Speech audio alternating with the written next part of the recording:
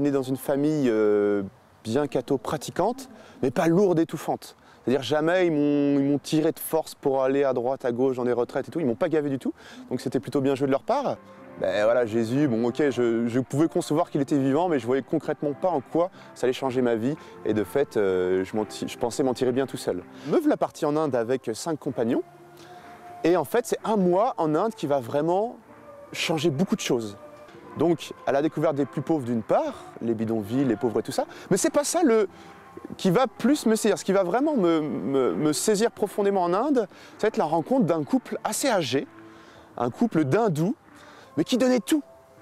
Qui donnait leur argent, leur temps libre, leur intelligence. Ils l'avaient mis à contribution pour construire une énorme association excellente au service des plus pauvres.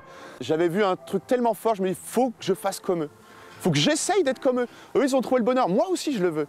Et donc, je me suis dit, bon, apparemment, le bonheur, c'est aider les autres. Je vais essayer. Mais là, je me rends compte que c'est chaud. C'est chaud, j'y arrive pas, mais j'essaye quand même. Je voulais partir faire de l'humanitaire.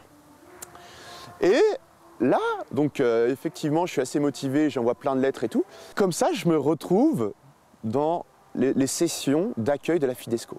Je rencontre des jeunes chrétiens avec qui j'échange, avec qui je deviens ami. Ils me disent bien ce que fait Jésus dans leur vie. Du coup, je me dis, et s'ils avaient raison? Si effectivement, il y avait un Jésus qui existait, qui était vivant. Et c'est là ma première prière, si on peut dire, ma première vraie prière. Ben Dieu, je ne te connais pas. Apparemment, toi, tu me connais. J'entends dire que tu es vivant. Mais où ça? Je ne vois pas. Si effectivement tu es vivant, je veux bien le croire, montre-moi. Pas plus, 1 ou 2 minutes. Le soir, rien. Le lendemain, rien. J'ai eu beaucoup de chance de ne pas avoir lâché l'affaire les premiers jours, car Dieu m'a répondu bien au-delà des mots de ma prière. Donc c'était lors d'un des week-ends de Fidesco pour partir. Et ce soir-là, on avait un prêtre. Et en toute simplicité, ce prêtre parlait de comment il avait vécu auprès des pauvres, de sa vie de prière, de pas mal de choses simples finalement, mais qui m'ont profondément bouleversé, profondément parlé. Et je me suis dit, mais c'est ça, ce prêtre, c'est comme mes Indiens, c'est ça que je veux vivre. Et à la fin, le prêtre dit, bah, écoutez, je me tiens disponible pour les confessions. Et moi, il n'y avait pas moyen, je ne savais même pas ce que c'était que les confessions. Moi, je me dis, bon, bah, je veux au moins aller le voir pour lui dire que c'était péchu ce qu'il a dit.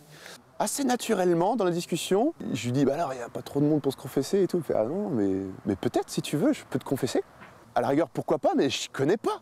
Moi, j'ai pas fait ça, je ne connais pas. Qu'est-ce que c'est? Et alors, il m'explique assez simplement.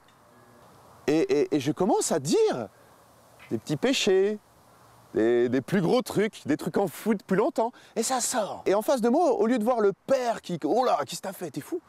Eh ben, en face de moi, c'est Jésus que je découvre. Il accueille ce que je dis.